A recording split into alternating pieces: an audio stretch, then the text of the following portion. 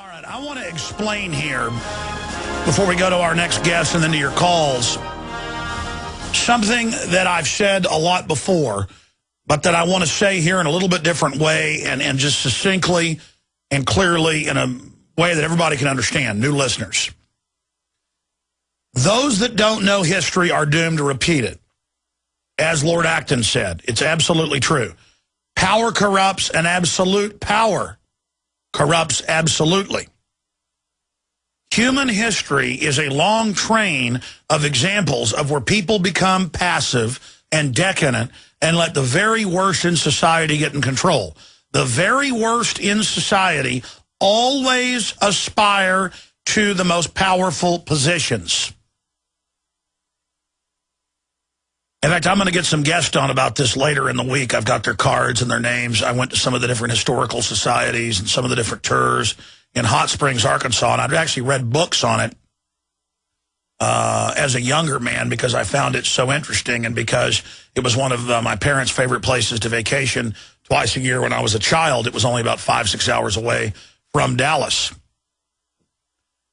And so I already knew most of what they were saying at the different historical societies we went to and the organized crime museum they've got there. But to hear the mainline historians, one of them was a filmmaker. They actually got their film showing at Sundance this year. They were telling me about it. We're going to get them on.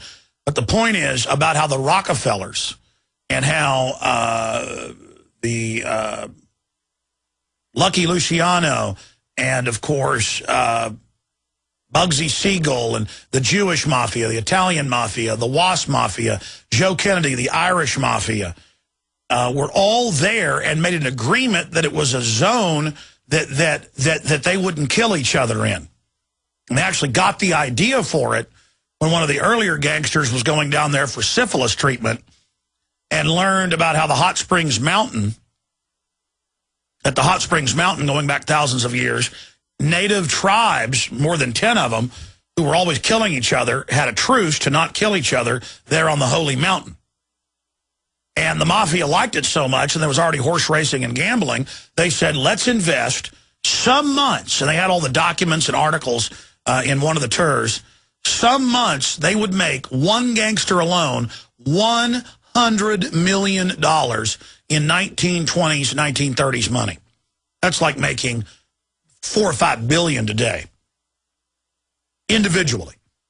And they made a deal with the U.S. government with a particular brand of water, which is one of the better, and I'd read this when I was young and then forgot about it, but they're in the tour, they were talking about Mountain Valley Spring that we actually drink here in the office was announced to be the water of the U.S. government and shipped on government trains as a spring water for government facilities, and that the government would simply fill the big water bottles.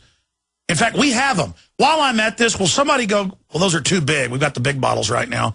I should show people this. The water bottles, the big water cooler bottles were filled with moonshine. That's why they went with the hillbilly recipe. It was Capone's idea.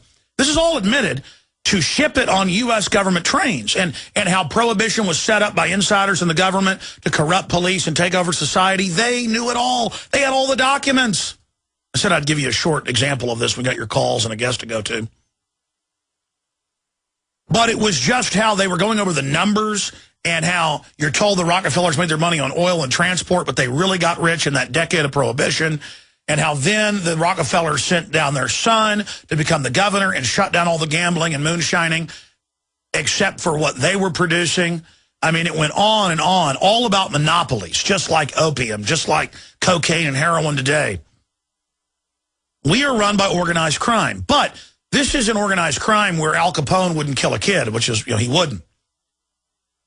This is a scientific dictatorship because old man Rockefeller funded Hitler, funded the Kaiser Wilhelm Institute. This is all mainline history. You just go look it up. Just type in Rockefellers funded Hitler. And they were obsessed with eugenics. They had their scientists discover the cancer viruses, how to put them in the shots. We're going to show this tonight on TV, on InfoWars Nightly News. And you realize it's crazy gangsters who who think they're doing the world a favor killing everybody. I mean, it's like, it's got to end. It's got to end. The U.S. government, giant train loads of Mountain Valley Spring, that's really moonshine, going out to all the speakeasies around the country. And they've got maps of where they delivered it to Austin and Houston and areas I've lived. And I even know some of the famous families here in Austin. One of them I went to high school with, and of course they ran the liquor for Al Capone, and I was told about it when I was a kid, or a teenager, visiting their house, and they had news articles about it. It just gets weirder and weirder, just how this stuff is hidden in plain view. And where I went to school in Dallas, the government was dealing drugs. I mean, we've got a criminal government. And you got all these goody two-shoe Americans who just are blind, and ignorance is not bliss, though, ladies and gentlemen. And so here's the point I want to get to, then we're going to our guest for a quick update, and then your calls. When corruption gets to this point, and the corrupt never get caught, never get busted, never get in trouble, they start thinking they're invincible and bulletproof. They start recruiting more criminals in, and they never want to report on any of the other criminals because that might be bad for their operation, and then the whole system collapses. And we have reached this point. We have reached this point. You know, you wonder why the Roman emperors were always so crazy. Most of them had syphilis, which is basically the equivalent of a microscopic worm that starts eating your brain. You wonder why so many of the British royalty were crazy. Most of them had syphilis. They were having sex with hundreds of women. There was no cure for it. And then you learn that the Rockefellers and people had syphilis, and they were crazy, and Capone had it and was crazy. And all these gangsters and Rockefellers were down there thinking the mineral baths could heal them. They actually did in Hot Spring develop some of the treatments and then cures for it later after they died. But the point is, they're all down there crazy with all their prostitutes shipping pure 200-proof liquor, Everclear, out around the country, with weird eugenicist scientists teaching them that syphilis came from subhumans and that they had to kill off the subhumans. That's where their disease had come from. Crazy men. This whole system comes out of the minds of multi-billionaires, and I'm talking 80 years ago, multi-billionaires who were crazy with syphilis. Of course it's totally insane. And they set the foundations up and everything in motion that's running everything today on autopilot, and they're crazy with syphilis.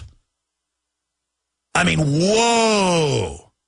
No wonder Caligula married his horse and Nero was running around burning stuff down. I mean, these guys have got worms eating their brains. And all this power. Herod died. The Bible describes the governor of Judea. Well, the king of the Jews, he wasn't the governor. They had a governor over him. Herod died, reportedly. You know, they talked about, well, you ought to read the Bible. I'm not going to even quote the Bible here, but giant pustules and pus pouring out and agony pain with sexual diseases.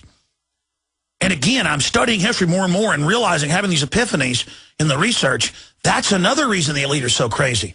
They've had syphilis for thousands of years. Jack the Ripper was the prince. That's come out now. He was taking, which was a treatment for it, but made you go just as crazy, arsenic. Because if you poison yourself enough, it would slow the syphilitic infection, but it would also make you psychopathic. Man, I'm really starting to really understand what's happened.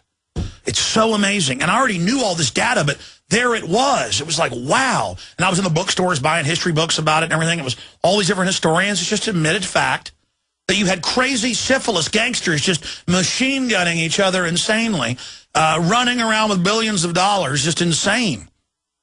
With eugenics doctors perched on their shoulders saying, kill everyone. I mean, you can't make this up. You can't make this stuff up. Okay, I want to go for this segment and the next, and I will get to your calls and Lord Moncton.